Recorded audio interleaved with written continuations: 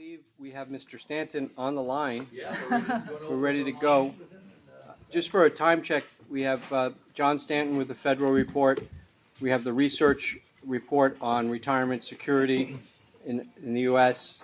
And we have a closed session item of substance that we have with our general counsel and others in technology. Yeah. So we're good time-wise. Yep. So we'll just turn it over. Mr. Stanton, welcome. John, can you hear us? John, can you hear us? Is there something that I can do? There, John? I am. Welcome, John. Hey, John. The sound just came on, so if the joke was at my expense, don't worry. Are we ready to go? You gotta turn up the volume. You got to turn up the volume a little bit. No, they'll do it on their end. Is this any better? I guess our folks think it's maybe at your end. Do you want to? Is that better or not? I don't mind raising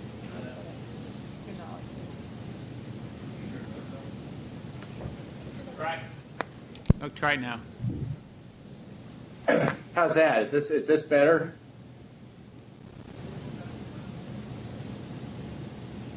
Go ahead. Okay. So we're ready to rock and roll at your end, are we? That you can hear me okay? John, before you begin, I think just for process-wise, why don't we have you just go through your report, and we will hold all our questions and comments till the end. Okay. I think that might be a more orderly conversation. Thanks. That sounds good to me. Well, anyway, let me go ahead and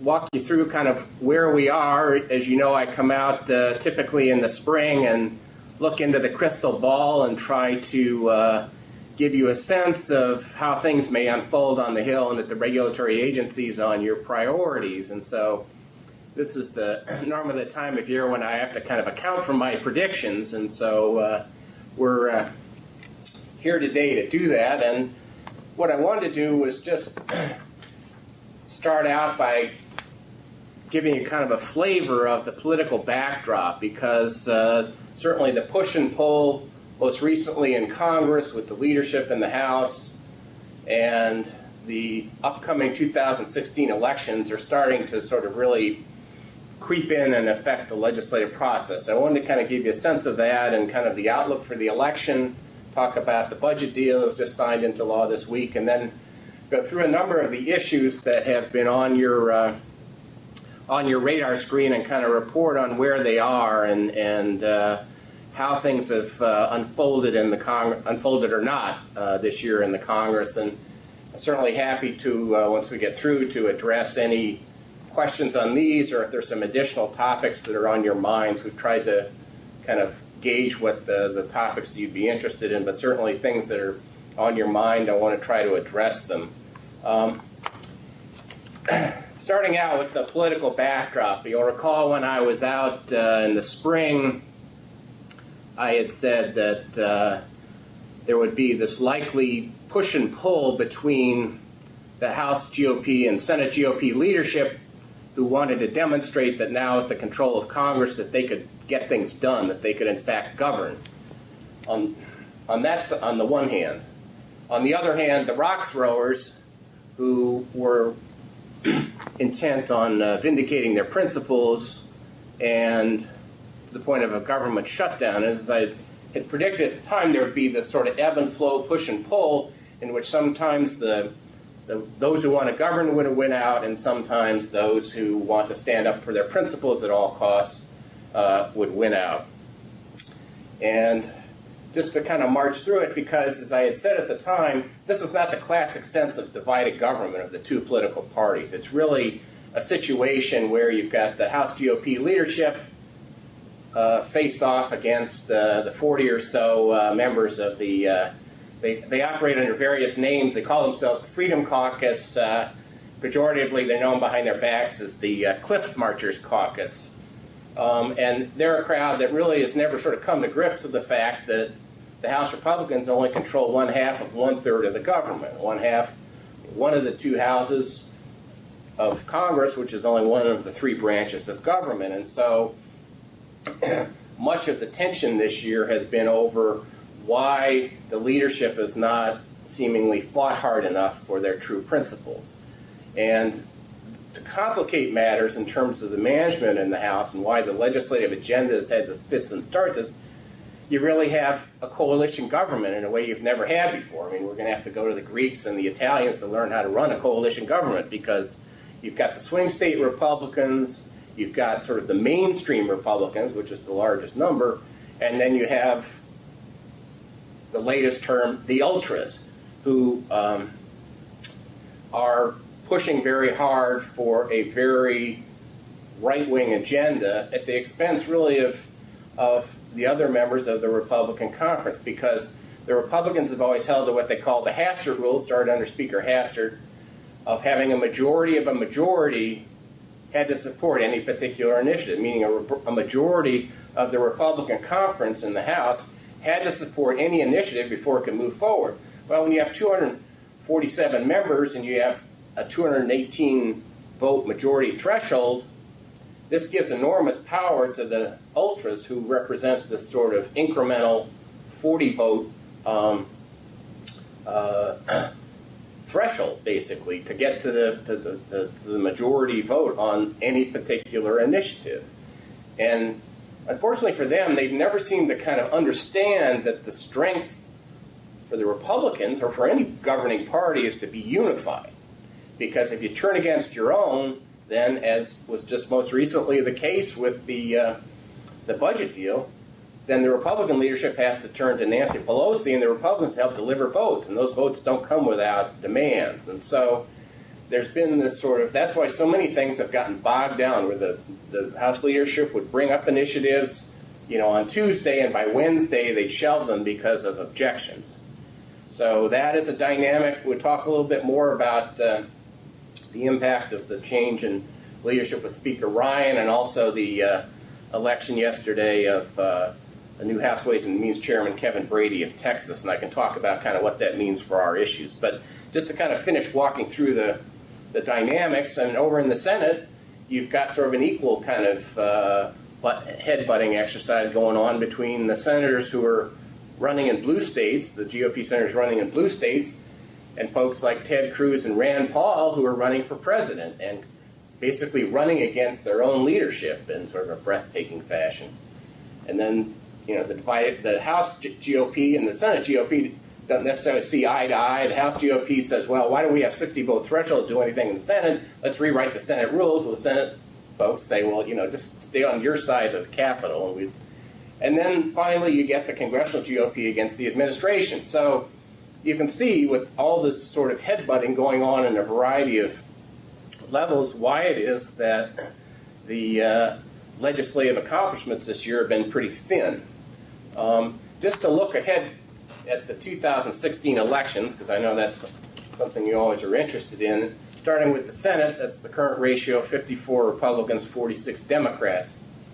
The Democrats need 5 more seats, pick up 5 more seats to regain control. If the Democrats keep the White House in 2016, then the vice president can break a tie, so they only need 4. And the change in the dynamic from the last election in 2014, they had about 24 Democratic seats up and only a handful of Republican seats. Well, now that has flipped, and you've got twice as many Republican seats as Democratic seats that are up for re-election.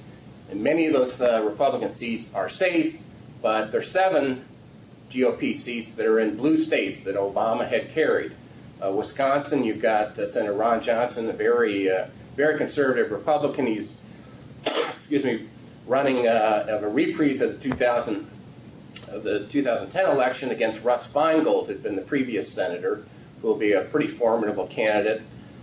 In New Hampshire, Kelly Ayotte is going to be running against the very popular Democratic governor, Hassan. And Pennsylvania, always a a Democratic stronghold. You have Pat Toomey, who's also a very Republican senator, so he's going to have his hands full. Ohio, Rob Portman, he's been a great friend of public plans over the years, has worked very closely with us on spearheaded a number of public plan initiatives when we needed help changing rules in the tax code. He's facing the former Ohio Governor Ted Strickland, so he's got his hands full. In Illinois, Mark Kirk, who's had a stroke some years ago, is facing Tammy Duckworth, who'd been in the House of Representatives. She's a Iraq war veteran, lost both her legs in Iraq, and she is going to be a formidable candidate. Florida, sort of unsettled. Marco Rubio is running for president. He's not running for re-election. That's an open seat. So you've got any number of those that could easily switch depending on the mood of the country. And clearly there's a mood of discontent with the current crowd in Washington. I think Trump and Carson and the others, the kind of non-professionals, if you will, have really tapped into a vein of discontent across the country because, real wages have not gone up, not kept pace with the corporate profits, and a lot of folks feel left behind. And so, part of the problem, too, is that you vote for people that don't believe government's a tool of doing good, and so guess what? Government's not responsive to your needs, and so apparently the thrust has been, or the reaction is, well, let's find a bigger rock thrower. So anyway, that's the outlook in the Senate. Iowa, I think Senator Grassley's very popular. He keeps his seat.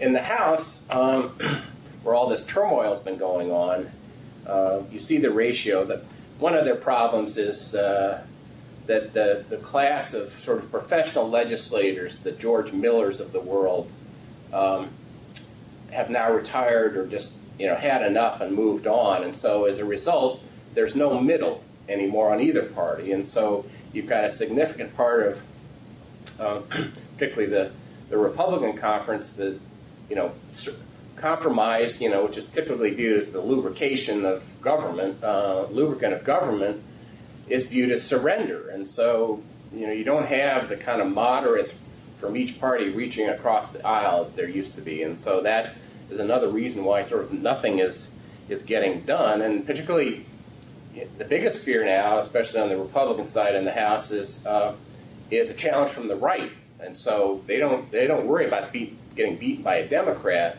They're worried about being primaried, as they call it now, a primary challenge from the right.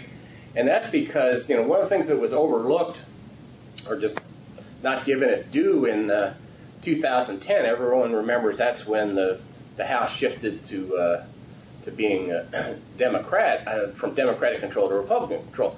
But what was overlooked in that is that the Republicans laid claim to an unprecedented number of state houses, over 30 or more, picked up in that election at the very time when you were having the 10-year census to redraw the districts. So these folks, particularly on the Republican side, who come from Republican states, live in an echo chamber where they go, then they're only in session for a day and a half. They come in on Tuesday night, they leave on Thursday afternoon, they stay in their enclaves. They don't move their families back to Washington, their kids don't play soccer together. As George Miller said, these people don't even look you in the eye anymore.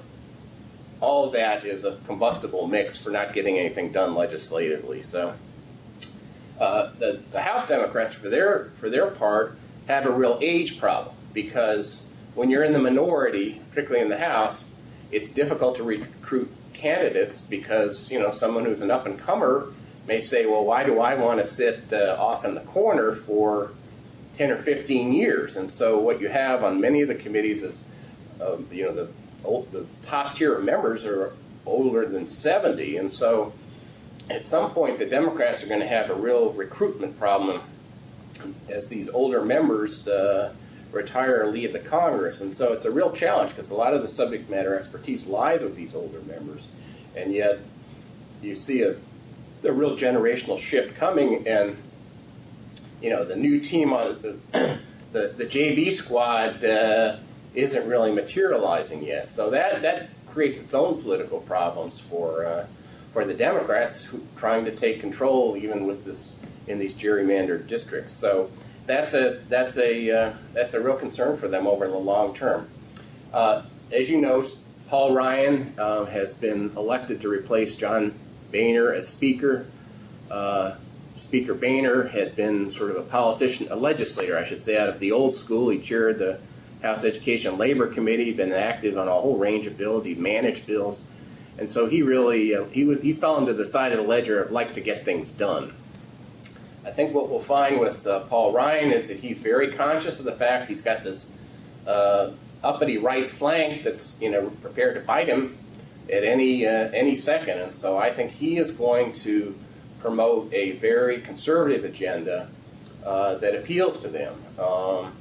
I think entitlements will be, after the 2016 elections, I think will be on the fore. He takes a very policy-oriented bent. So, I mean, he's not one of these folks that's going to be just constantly pressing these political message bills. And he has a very warm personality and has the ability to work across the aisle. But he's going to, as the counselors, math teachers among us would say, you can't change the rules about math. And so Ryan will face the same kind of numbers. If you have a majority of a majority and these 40 or 50 cliff marchers, get you to that majority, then you're going to face the same kind of dynamic that Speaker Boehner had to wrestle with. And it really, the last several weeks leading up to Speaker Ryan's selection, I mean, is reminiscent of the French Revolution. I mean, everybody was sort of turning on everybody else. As you know, Mr. McCarthy, who was our longtime champion on Elk Hills, he got kind of chewed up in the process, stepped aside, and then when it was seen as Ryan was the only person left that had enough sort of ties to all of the different factions of the Republican Party in the House, then there was all this chatter that he wasn't conservative enough. I mean, it's sort of shocking when you think about it, but it just gives you an idea of the dynamic of what's going on here and how it can be so volatile. Yesterday, there was a spirited race to replace Paul Ryan as chairman of the House Ways and Means Committee.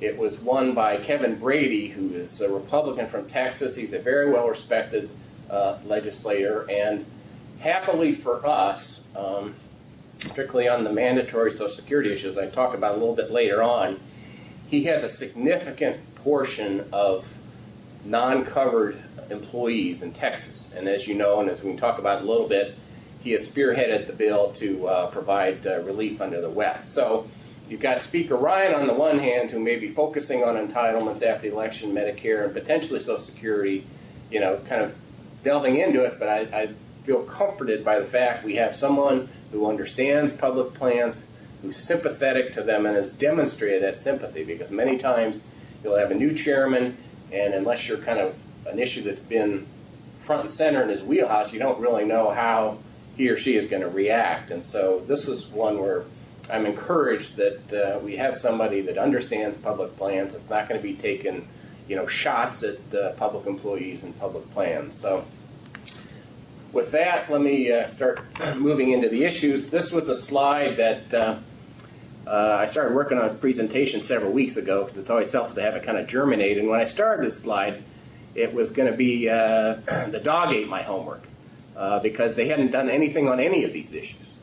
And because Speaker Boehner was true to his word that he wanted to sort of, in his words, clean out the barn before the new speaker took over to do some of the controversial work that was necessary to kind of clear the decks a little bit, so that Paul Ryan wasn't walking into the buzzsaw of the government shutting down, the debt defaulting, and a number of these other things, the highway bill cratering. And so basically there still is quite a bit of unfinished work. I mean, No Child Left Behind, the House and Senate had these very divergent bills. The Senate had a broad bipartisan bill. The House had a narrow partisan sort of message bill, and they're so far apart they really have not even made any effort to try to reconcile them.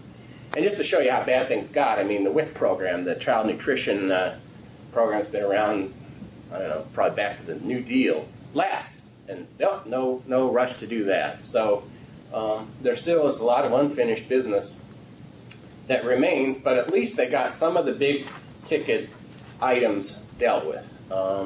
The debt limit, which, again, sort of was kind of a scary exercise to see how many people were willing to sort of play politics with the government's creditworthiness. That was at least put off till after the election. It was extended through March of 2017. So that kind of gun to the head that the Freedom Caucus wanted to use is now gone. On the federal budget perspective, this is kind of a complicated area, but basically what Obama and the Republicans had agreed to back in 2011 were these statutory caps on what they call the top line, kind of what the total spend, how large the total pie would be for defense and non-defense. And over time, those caps, as with any sort of fixed ceiling, have become like a straitjacket. And so there wasn't enough money to have real appropriations bills go through.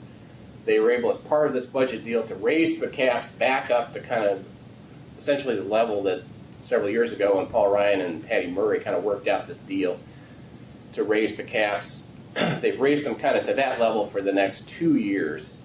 And so the hope had been that this would return to sort of regular order in the parlance on congressional appropriations. And yet, this morning, the ink's barely dry. Obama signed it, I think, this past Monday.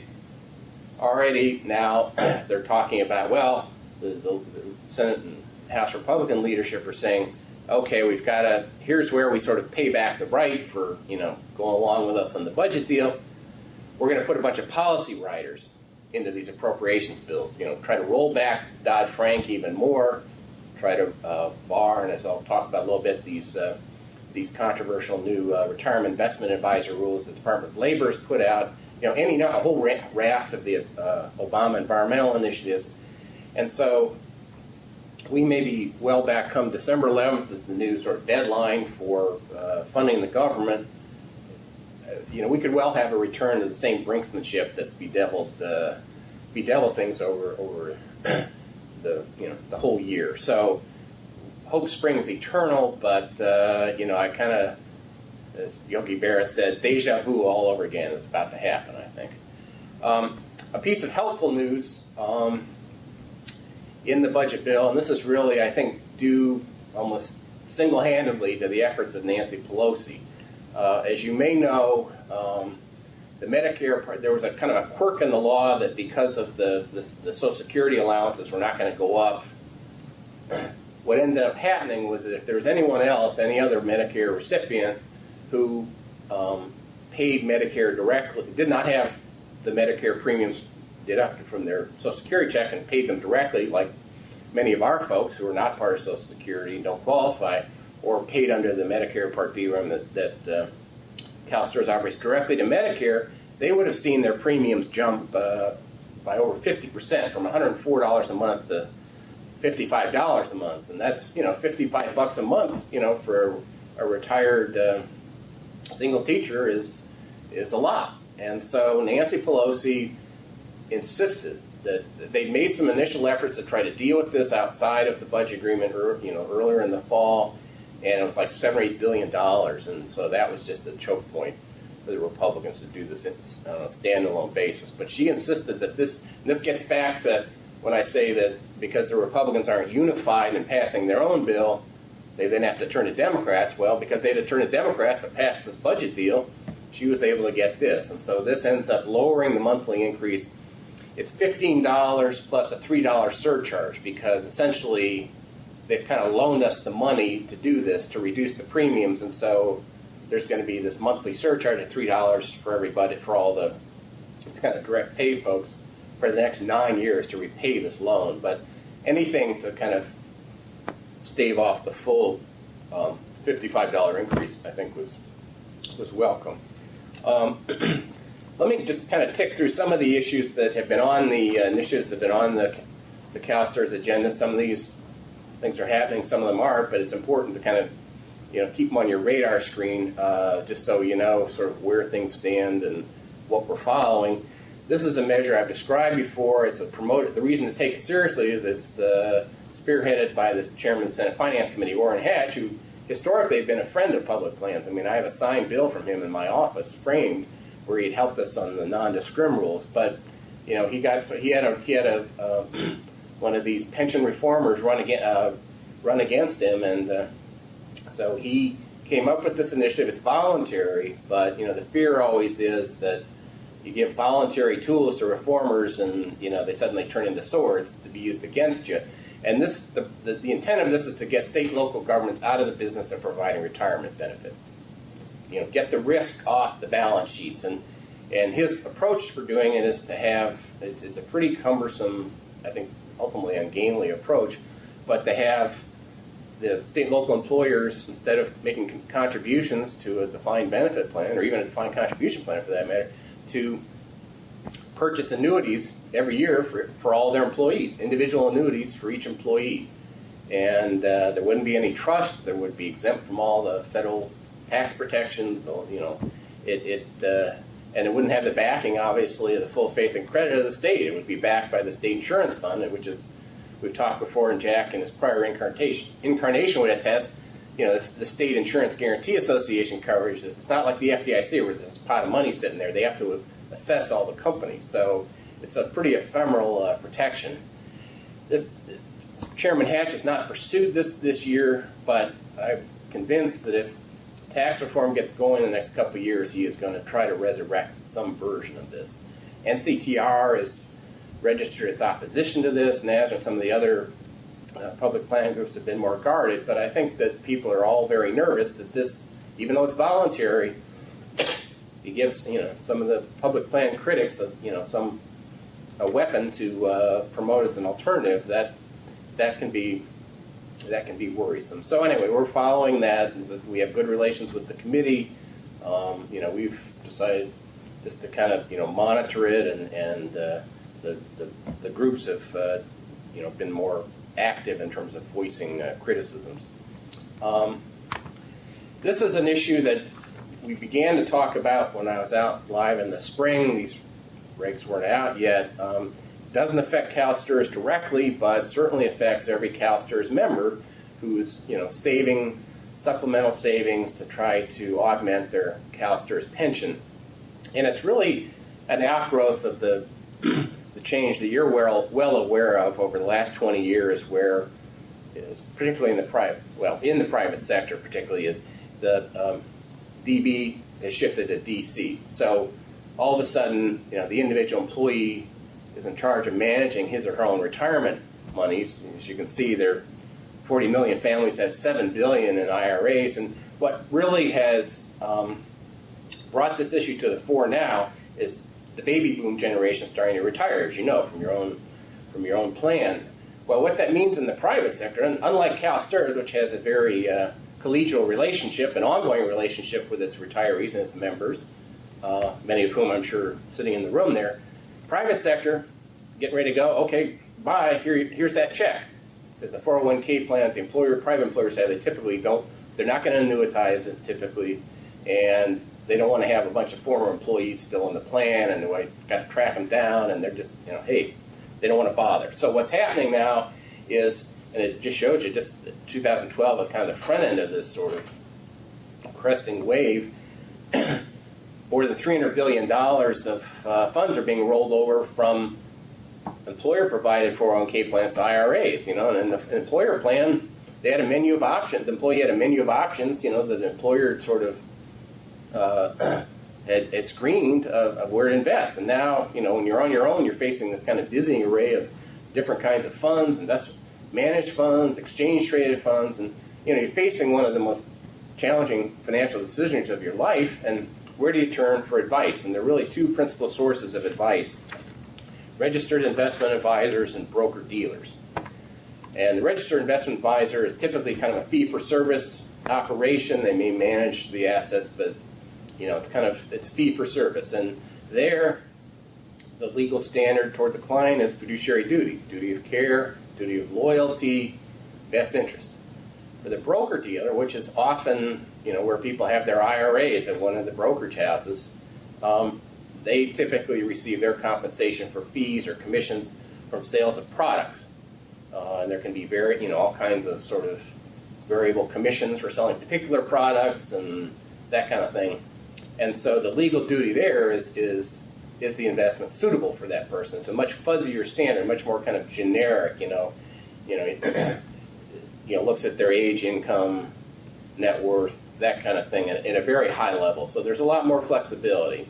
And there's been concern that in the administration that this has led to abuse, to fees that people don't realize they're being embedded in what they're buying. And so what the Obama administration, Department of Labor, the White House had teed this up. I think when I was out with you last time, they said these were coming, but they hadn't yet shown up yet.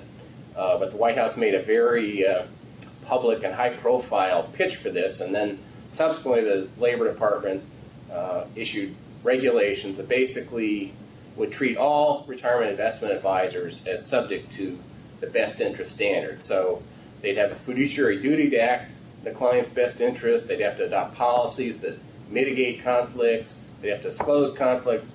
Compensation would have to be reasonable in relation to the services provided. And, they tried to sort of say, well, we're not outlawing, common kinds of compensation now, and that financial advisors can still have these seminars to explain products generally. But as in past efforts, this has triggered a very strong pushback from both industry and Congress. I mean, the investment managers, here they see this pot of money, $300 billion to take under management in just, in a single year. Of course, their response is, well, this is the end of Western civilization as we know it, especially for small accounts that they say will now be cut off from any sort of investment advice. But there has been very strong bipartisan, I will emphasize, congressional concern. They had more than half of the Democrats in the House, and not exactly a conservative lot. More than 100 of them signed this letter saying to Labor, criticizing the regulations as going too far. The House this week passed a bill that would kind of slow walk the DOL process to say, well, Labor can't issue anything until the SEC does. And the SEC right now is sort of bogged down. It's expected that, getting back to the appropriations bill, suddenly, becoming a vehicle for policy changes that couldn't go through on their own, there's expected to be an effort to, in both the House and Senate, to bar DOL from spending any money to pursue these rules. So this is a pitched battle that's going on. The SEC, Chairman White, has voiced strong interest in having a best interest standard for all, not just retirement advice, but all retail investors. But unfortunately, the commission is split, and the thing is just kind of bogged down there. So she has, Ann, who's on the advisory committees there, has a good sense of how the SEC is operating. The president has nominated some people to fill some empty slots, but they seem to be bogged down on this, and so the Labor Department claims they're going to move forward on this by before next summer. So we'll just have to see how this plays out. It's a very contentious issue right now, and anyway, this is, as I say, this is not of interest directly to STRS, but it's a debate that's sort of playing out that I think affects all CalSTRS retirees and their families who are trying to save independently for retirement. Infrastructure investment. This was actually last night the House passed a renewed highway trust fund bill. The course of it over the past year had been a bunch of these short-term extensions, as when the government was basically kind of temporary. And unfortunately, for those interested in encouraging pension fund investment in infrastructure, it really was sort of a lost opportunity because the bill is $325 billion, but it really kind of sticks to the conventional spending approaches, trust fund, direct payments, that kind of stuff. There are little demonstration projects on various things, but part of the problem is that when you're extending these things a couple months at a time, it doesn't foster the use of kind of big ideas. And where there was interest in the Finance Committee, particularly the Senate Finance Committee, the ranking member, Senator Wyden, had convened a number of calls of public plan officials, including Chris. Chris did a terrific job, and a couple of the calls kind of, describing what the profile of, CalSTRS and other plans are interested in becoming more broadly involved in infrastructure investments, where you've got, the long-term funding of a project, long-term revenue stream matching up with the long-term horizon that CalSTRS has. And I think at the end of the day, I think that Congress kind of decided to play small ball, because even when they had a hearing on infrastructure investment, when they were looking at public-private partnerships, the real focus was, the government as sort of consumer. Oh, these things are really beneficial for the government, but not asking kind of the harder questions. Well, and what can we do to spur more of, pension fund investment? And the real focus was in the tax-exempt bond area. And, there were some helpful proposals made that would remove some obstacles to public-private partnerships to kind of provide more flexibility for kind of the private interest to be involved and to own things. But at the end of the day, there really didn't seem to be much appetite, surprisingly, for saying, well, what can we do to get these people off the sidelines, these investors? And, I think Chris and other public plan representatives in these calls have made pretty clear, the kinds of, regularizing markets and risk-sharing arrangements and those kinds of things that are really necessary to get public plans more directly involved.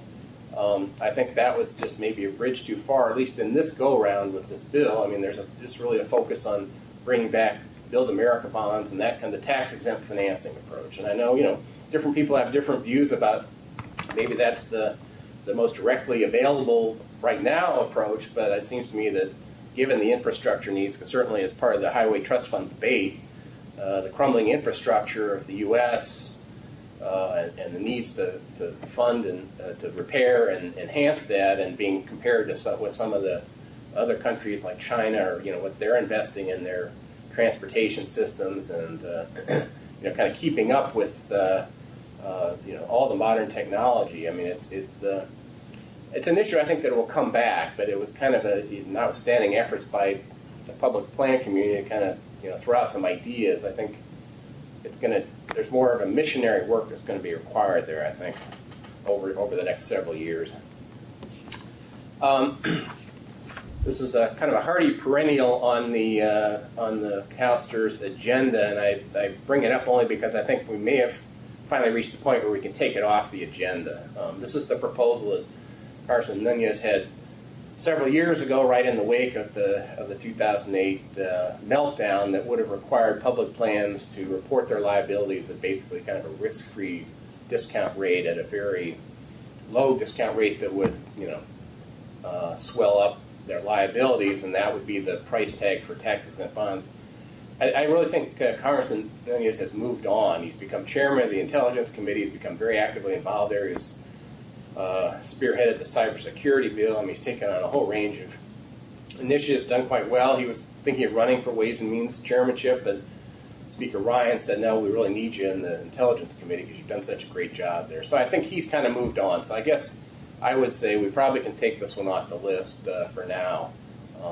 Obviously, we've got to be vigilant about everything, but I think this is one where maybe we can move on as well.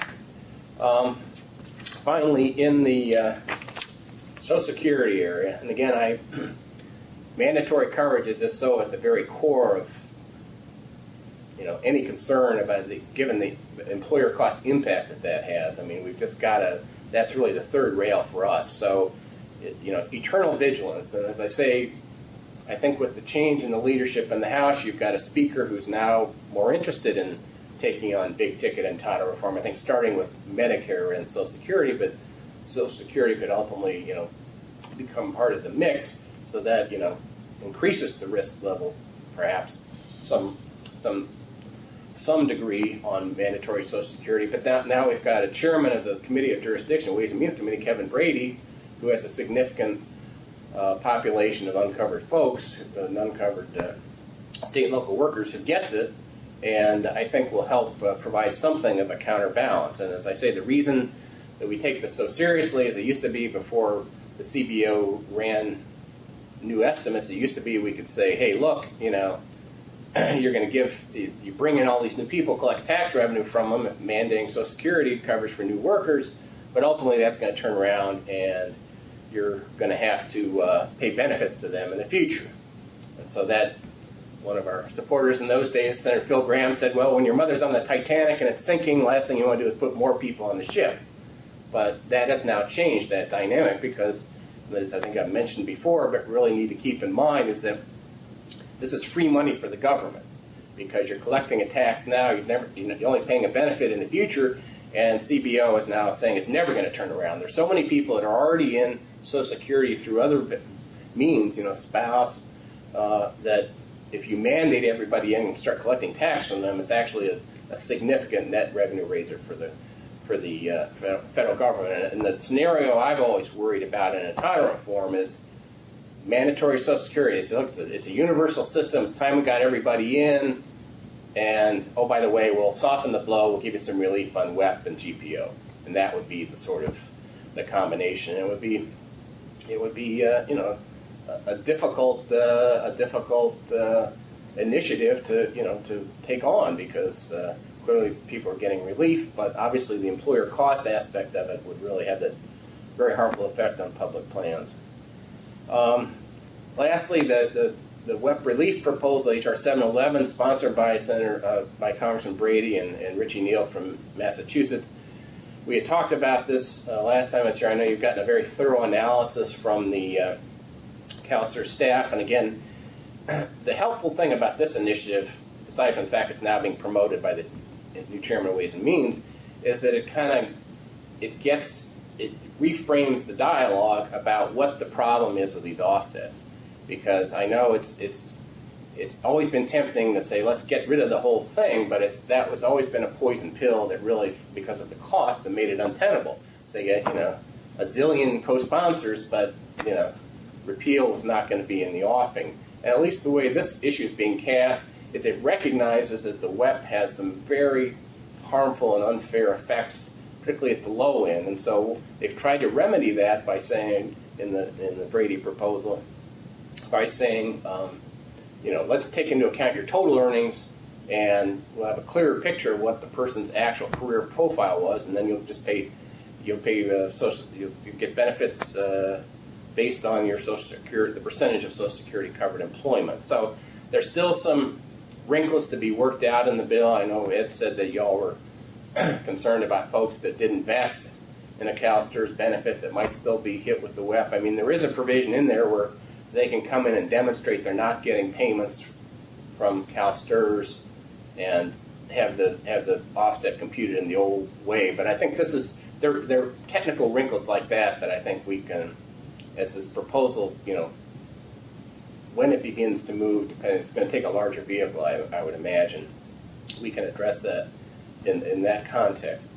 The news item, the topical news item is the last one, which is the Social Security Advisory Board, which is, as its name suggests, is a group of people who have been appointed by the commissioner to provide broad perspectives. They put out a report supporting the Brady bill and pointing out that come 2017, there'll now be 35 years of data to implement the Brady proposal, because it dates back to when the original kind of Social Security reforms were adopted almost 35 years ago. So they start collecting the information, and come 2017, they'll have enough of the years to be able to calculate it under the under the formula that they apply. So I guess in closing, I'll say it's the first time in 25 years of addressing the board I haven't had to mention the word Elk Hills, so I won't. So anyway, at this point, Mr. Chairman, I'm happy to field any questions you all have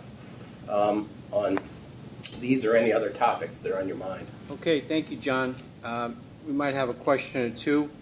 It's been a long couple of days, so we might just have one or two questions. Ms. Dillon? So, John, going back to the Medicare premium increase, I just want to make sure that I understand what the deal is with that. At one point, they were talking about splitting some of the increase so that there'd be a lower figure this year for those people that aren't in Social Security to pay, and then pushing that premium, what was remaining, into everyone the next time there was a COLA for Social Security. But what you said sounded like it's still going to be the 30% that aren't involved in Social Security that are going to bear the brunt of the total increase. Am I interpreting what you said correctly? Well, I think we know what the result is for this year. This year it's $15 plus this $3 surcharge, which evidently is going to continue for 9 years to kind of repay the loan to take care of it for this year. So That would be the full premium increase for this year, correct? yeah, there'd be a total of roughly $18 as opposed to $55. Would be the amount of the increase. But the $3, the surcharge for the $3 for the 9 years is going to take care of the difference between the 55 and the 18 or the 15. That's my understanding. So it's still 30% of persons involved in Medicare are having to pay for the total premium increase that was actually caused by 100% of the Medicare. Yeah. Okay. Well, it's sausage. Absolutely, it's softened. I agree. The theory is $18 is better than 55. So yeah, it's. I think that everybody would agree with that. They go in also. dark rooms and wave magic wands to get this stuff. Yeah. Alrighty, thank you. I think. Sure. Thanks. We'll keep this on our radar screen. So as it moves forward, and next year, if there are wrinkles, we'll make sure to let you know. Mr. Rosensteel? John, I just have a question. When you were talking about infrastructure investment, I think I understood you to suggest that in Congress the perception is that the effort to increase infrastructure investment through public-private partnerships has been focused on making them attractive to governments that are building infrastructure, but has failed to make them attractive to institutional investors like CalSTRS. Is that, did I hear you correctly? I think it was just the focus was on the benefits to the government of using them, but it wasn't saying, okay, what can we do to spur more of it, other than these changes on the tax-exempt bond side, which I know are in your wheelhouse, and they were making some, they did propose, and they weren't enacted, but they're sitting out there center-wide and had a kind of a broad-based proposal and make a series of changes that would remove impediments to using tax-exempt financing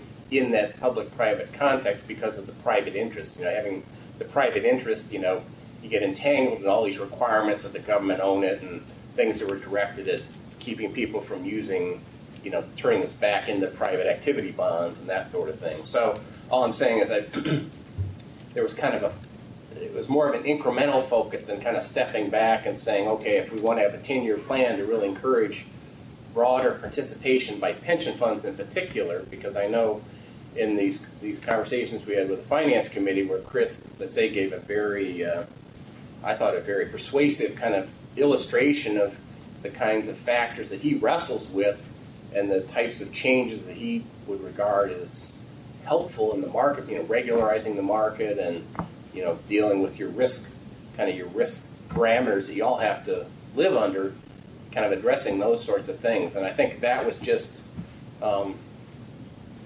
it's just a long-term, I think, missionary work that's going to be necessary. So we'll see. The tax-exempt bond area was of great interest to the ranking Democrat on Senate Finance. He's going to continue to pursue that. The Democrats view the Build America bonds as being, terrifically effective. The Republicans view it as part of the dreaded stimulus and don't like it. So we'll have to see. But I think in the near term, what we could expect in this area would be these kind of looseners, removing obstacles in tax-exempt financing.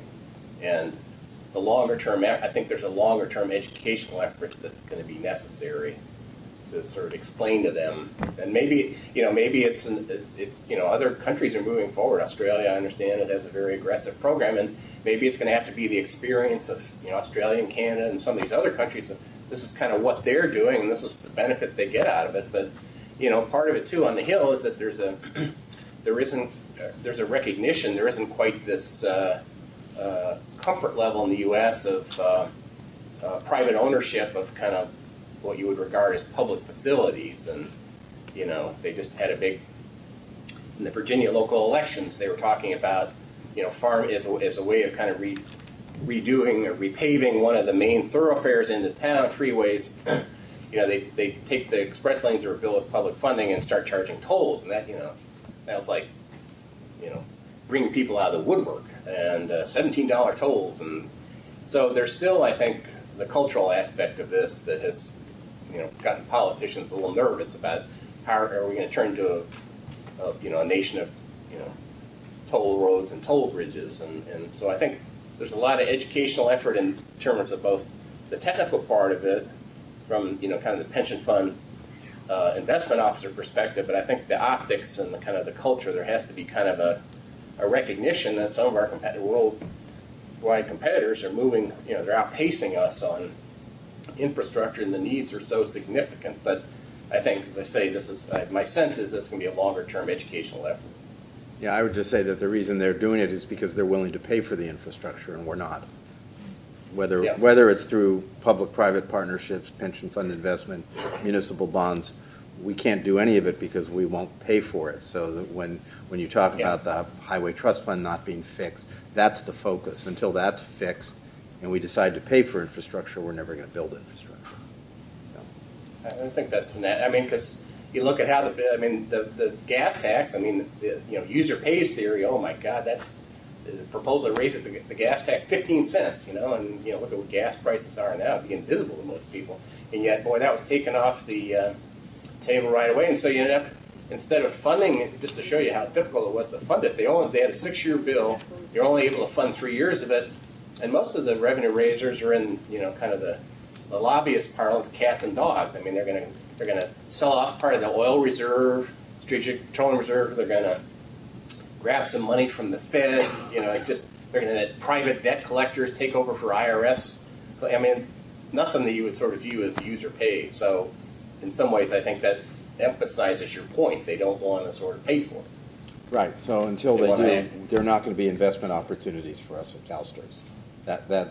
The focus has to be on figuring out how to break the political logjam over investing in infrastructure. And until we do that, all these other things aren't going to produce investment opportunities for us. I think that's an accurate observation. Okay, any other questions, comments? John, thank you, and have a great winter in Washington. It's going to be long and cold, I think. As usual. So. We're keeping our fingers Take crossed. care, John. Thank you. All right, thank you very much. Okay, Good to be with you. you too. We're going to have a little quiz, and we're going to start with Mr. Durman. No, we're not. We're going to let you go, Ed. Go relax.